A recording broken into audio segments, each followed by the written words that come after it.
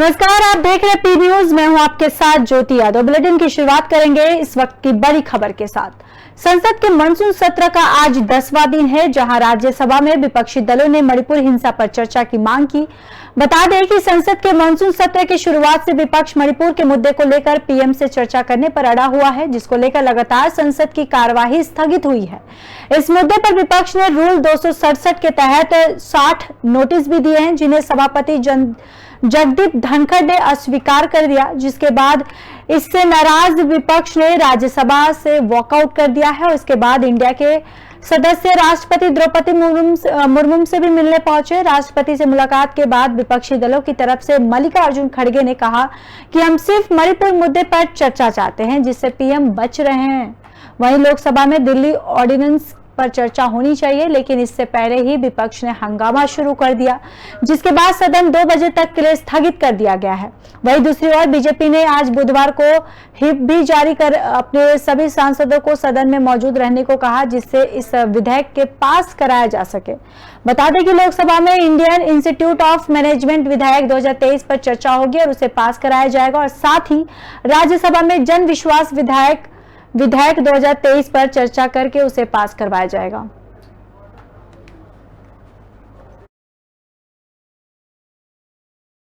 अब वो जब ऑनरेबल चेयरमैन राज्यसभा ने ये कहा कि मैंने मणिपुर पे चर्चा का नोटिस एडमिट किया और चर्चा के लिए उन्होंने नाम पुकारा और हमारी तरफ से बोलने शुरू हुआ, तो उन्होंने रूल का बहाना बना दिया। इसका मतलब वो बहाने बना रहे हैं, हम चर्चा नहीं चाहते हैं, नंबर 1।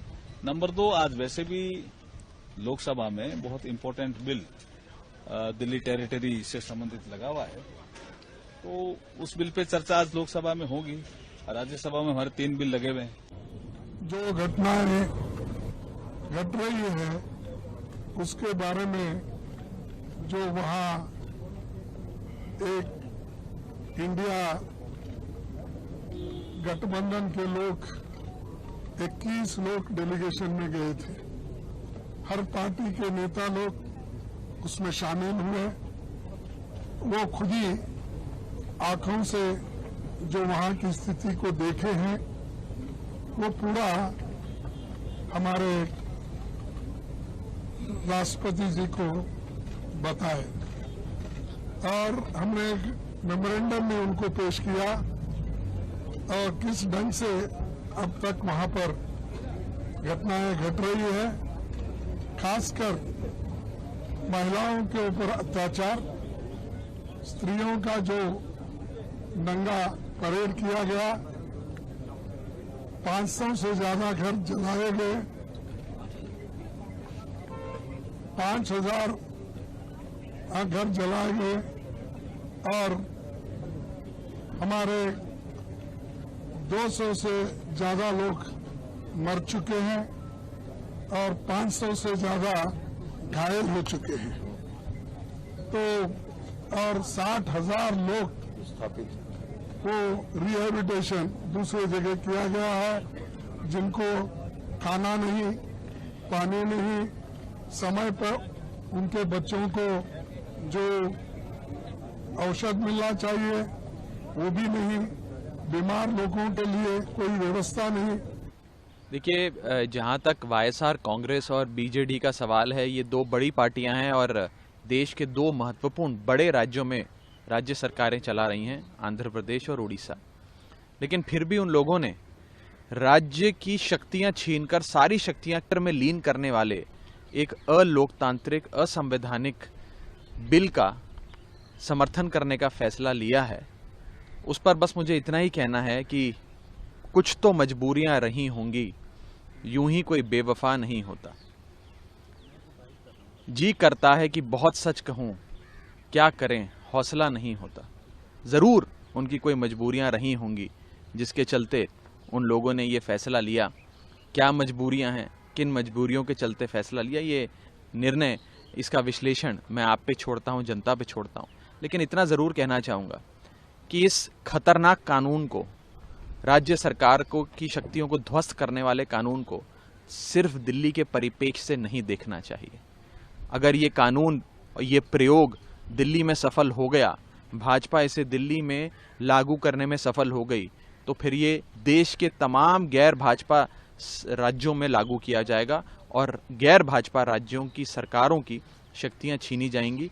राहत इंदौरी साहब का एक बड़ा महत्वपूर्ण शेर है जो मुझे याद आता है कि अगर खिलाफ हैं होने दो, जान थोड़ी है।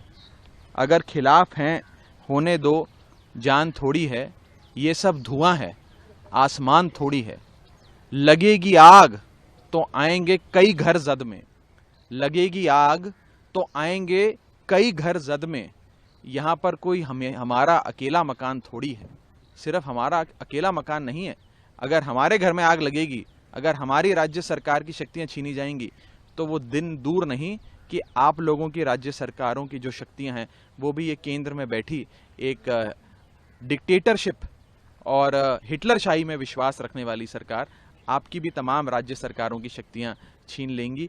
मुझे लगता है अपनी मजबूरियों को वो बेहतर समझते हैं, तो आगे की बात वो रखें इस पर, वो बेहतर है।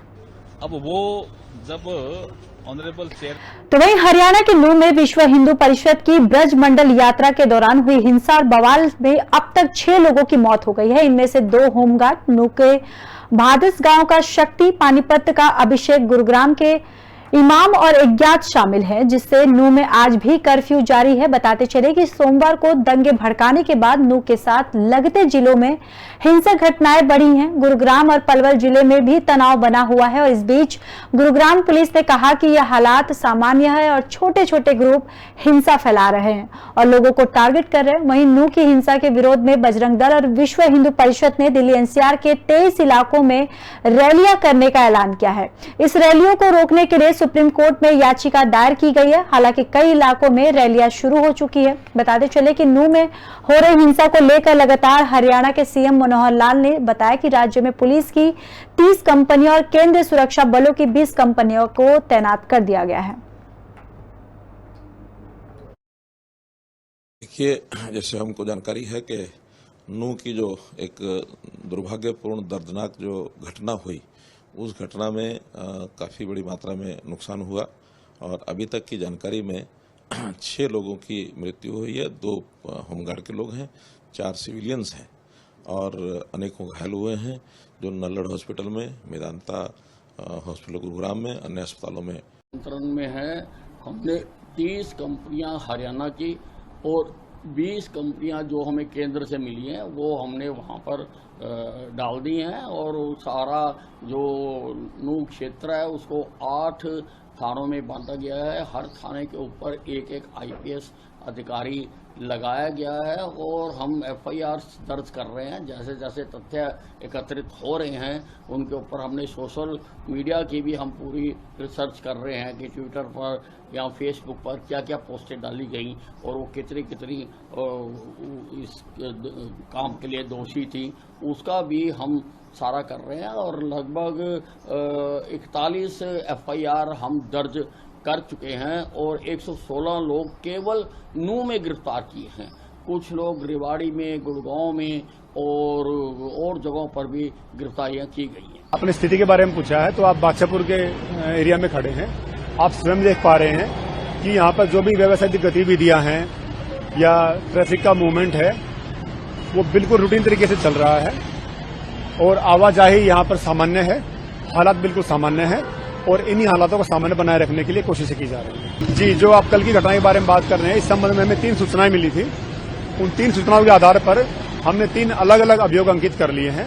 तीनों सूचनाओं में आगजनी की सूचना हमें मिली थी, जिसमें कि अच्छी बात यह है कि कहीं पर भी किसी को कोई हानि नहीं पहुंची, व्यक्तिगत तौर पर किसी को चोट नहीं लगी, कोई गंभीर रूप से घायल नहीं है, कोई कैजुअलिटी नहीं है। जी, ये देखिए, ये तो इन्वेस्टिगेशन विषय है। इसके बारे में जो भी इसमें आगे कॉन्सिक्वेंसेज या रिजल्ट्स आएंगे आपको अवेयर करवा दिया जाएगा उसके। जी, अभी के बारे में मैं सिर्फ बादशाहपुर के बारे में बात करना चाहूंगा आपसे कि यहाँ पर स्थिति बिल्कुल सामान्यपूर्ण है और इसी को जो है बनाए रखा जाएगा। देखिए, जैसे हमको जानकारी है कि नूह की जो एक दुर्भाग्यपूर्ण दर्दनाक जो घटना हुई, उस घटना में काफ़ी बड़ी मात्रा में नुकसान हुआ और अभी तक की जानकारी में 6 लोगों की मृत्यु हुई है। 2 होमगार्ड के लोग हैं, 4 सिविलियंस हैं और अनेकों घायल हुए हैं, जो नल्लड़ हॉस्पिटल में, मेदांता हॉस्पिटल गुरुग्राम में। तो वहीं पीएम मोदी के नेतृत्व में एनडीए ने पिछले 2 लोकसभा चुनाव में जोरदार प्रदर्शन किया है। कांग्रेस समेत अन्य विपक्षी पार्टियों की हर चाल पीएम मोदी को हराने में नाकाम रही, लेकिन अब देश के 21 विपक्षी दलों ने इंडिया नाम का गठबंधन बनाया है। वहीं तेलंगाना के मुख्यमंत्री के चंद्रशेखर राव ने विपक्षी गठबंधन पर तंज कसते हुए कहा है कि इंडिया की पार्टियों ने 50 साल तक देश का शासन किया है और तब उन्होंने क्या किया। सीएम केसीआर मंगलवार को महाराष्ट्र के वाटे गांव में अन्ना भाऊ साठे की 103वीं जयंती के सिलसिले में एक बैठक को संबोधित कर रहे थे। इस दौरान उन्होंने कहा कि भारतीय राष्ट्र समिति ने बीजेपी के नेतृत्व वाली एनडीए के साथ है और इंडिया गठबंधन के साथ, लेकिन उन्होंने दावा किया कि उन्हें कई पार्टियों का समर्थन प्राप्त है।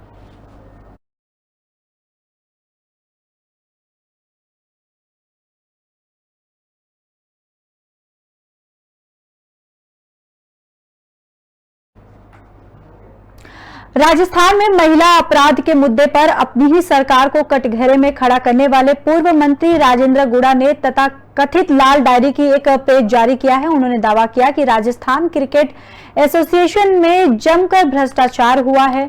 भवानी समोता और मुख्यमंत्री अशोक गहलोत के ओएसडी सौभाग्य के बीच लेनदेन के जिक्र करते हुए उन्होंने कथित तौर पर धर्मेंद्र राठौड़ की हैंडराइटिंग भी दिखाई है। राजस्थान विधानसभा की कार्यवाही शुरू होने से पहले गुड़ा ने पत्रकारों से बातचीत की। उन्होंने आरोप लगाया कि राजस्थान रॉयल्स के राजीव खन्ना भी इस भ्रष्टाचार में शामिल हैं। उन्होंने आरोप लगाया कि उन्हें धमकियां मिल रही है। इस लाल डायरी की जांच आयकर विभाग और प्रवर्तन निदेशालय को कराना चाहिए। मैं समय समय पर भी अपने खुलासे करता रहूंगा और विश्वस्त के पास डायरी भी जेल चला गया तो मेरा आदमी इस डायरी से जुड़ी जानकारियां सामने लाता रहेगा। उन्होंने धमकी भरे लहजे में कहा कि अगर मुझे जेल भेजा गया तो मुख्यमंत्री अशोक गहलोत के भी राजनीतिक समाज और पूर्व वसुंधरा राजे भी इस तरह समाप्त हो जाएंगे।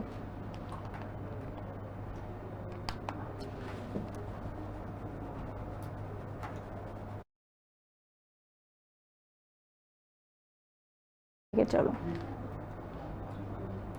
तो आपको बताते चले कि राजस्थान में महिला अपराधों के मुद्दे पर अपनी ही सरकार को कटघरे में खड़ा करने वाले पूर्व मंत्री राजेंद्र गुड़ा ने तथा कथित लाल डायरी का एक पेज जारी किया है। उन्होंने दावा किया है कि राजस्थान क्रिकेट एसोसिएशन में जमकर भ्रष्टाचार हुआ है। भवानी समोता और मुख्यमंत्री अशोक गहलोत के एसओडी सौभाग्य के बीच लेनदेन का जिक्र करते हुए उन्होंने कथित तौर पर धर्मेंद्र राठौड़ की हैंडराइटिंग भी दिखाई।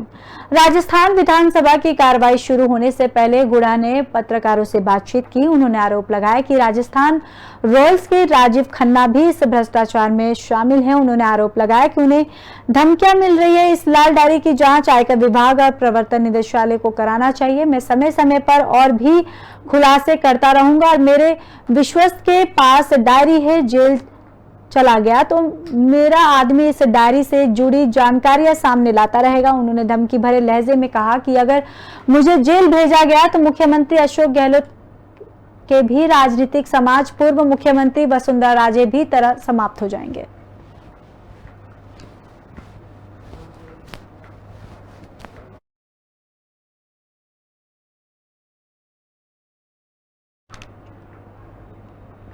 इस बुलेटिन में मेरे साथ फिलहाल के लिए बस इतना ही। मुझे दीजिए इजाजत। नमस्कार।